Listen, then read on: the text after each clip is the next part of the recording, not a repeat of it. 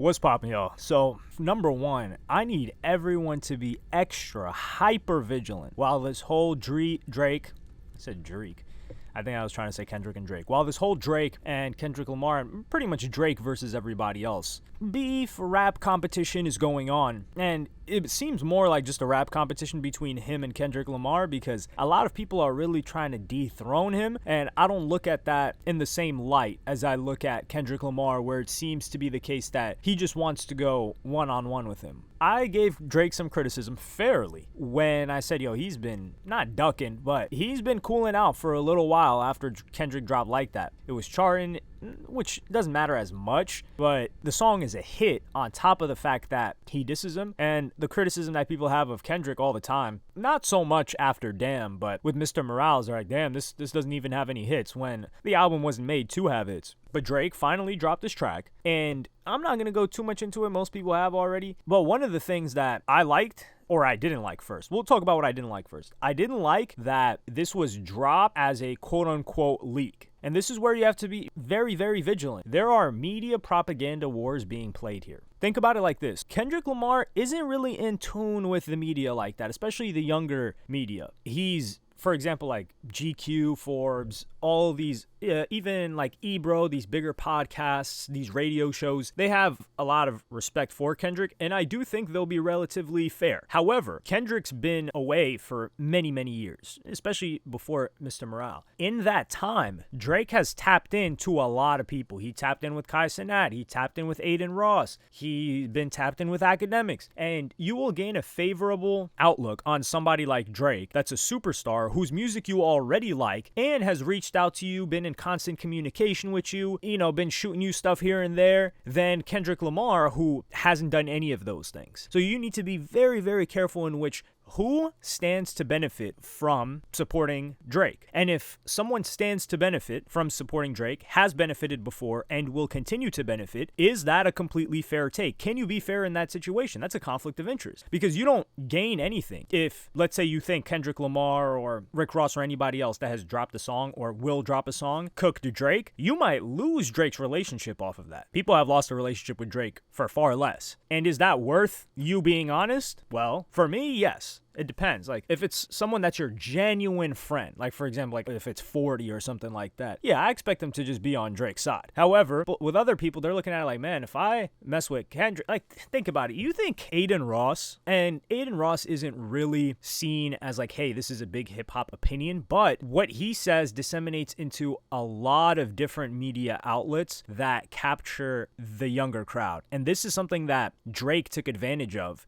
with Meek Mill. And Meek Mill didn't really know how that worked. And once Drake got the memes and the younger people and eventually like all these companies, and they just started clowning Meek Mill would have had to come back with a nuke for it to actually work out. And Meek Mill just didn't deliver in any capacity when it came to dissing Drake. Like, the guy called him out, just disappeared for a while, had 2 diss tracks dropped on his head top, which is why I say when people are like, man, Kendrick needs to drop a track. Really? Does he? I mean, Drake did drop this. And the criticism that I had was, why is he trying to make it seem like it's a leak? Or why is there plausible deniability to it? Like, the song just leaked and then another version comes out. Like, leaking a song like that, it gives you the opportunity to test the waters. You get to see, okay, people messing with this? If they're not messing with it, you could just pretend like you never dropped it. You could never confirm that it was you. And that gives you an opportunity to go back to the drawing board. Okay, they don't like the energy on this. Let me mess with something else. And you can even see on the second version that he had distributed to a bunch of different people. It's not on streaming platforms or anything like that. It sounds different. It does sound hard. And I will keep it a buck. This track is fire. I like it. But that's just something we need to keep note of. When Kendrick Lamar came out, and granted, it was a verse, but Kendrick Lamar didn't leak the verse first, try to see if it was hot. He came out with his chest puffed out. He said, nah, I know what I put out is fire. And he just dropped it like that. Drake, on the other hand, he's not doing that. And this is where people say, man, that's lame. Because I said this was brilliant, despite the fact that I was critical of it. People were like, nah, that's lame. How is that mutually exclusive whatsoever? Like, something can be smart and quote-unquote lame to you, because that's just an opinion anyway. And what does being a brilliant move have to do with not being lame? That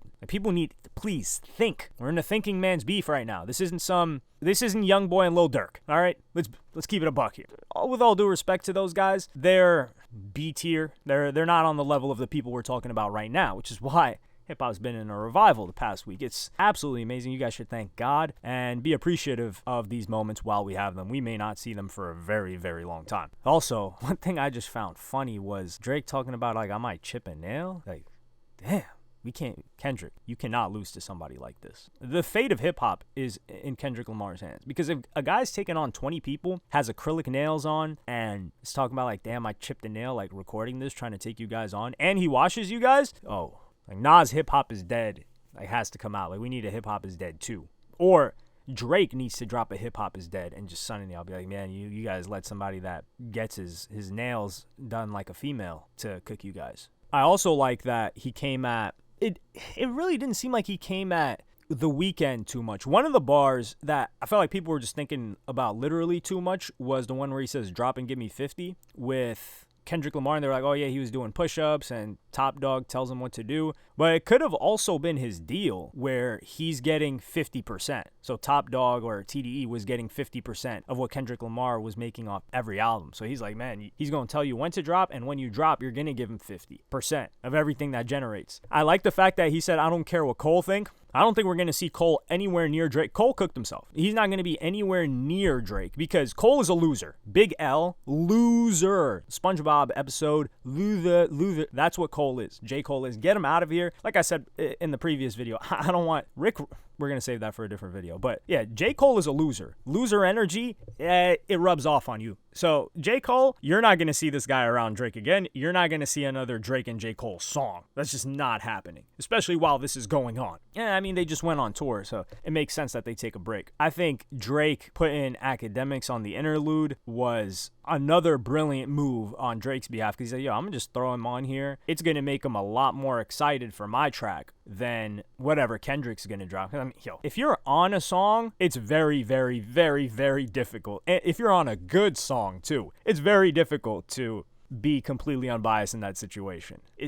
And if you're already have an affinity towards that artist and his music, come on. But that's a smart move by him. He's like, yeah, I'm just throw it out in the outro, and we'll see we'll see what that does. Although I definitely think he knows what that would do. And we've recently got some more developments. I don't like the whole narrative that this is a 20v1, because for this, number one, it is a 20v1, because I don't think Kendrick Lamar orchestrated it to be as such, nor did he want it to be as such. But I'll save that one for a different topic. I'm just straight up recording all day. That's what I've been doing. This is exciting. But yeah, I'm gonna see y'all in the next one. There's a lot more we got to talk about. Like, subscribe, and hit the notification bell if you enjoyed. Follow me on Twitter and Instagram. Thank you for watching. Peace.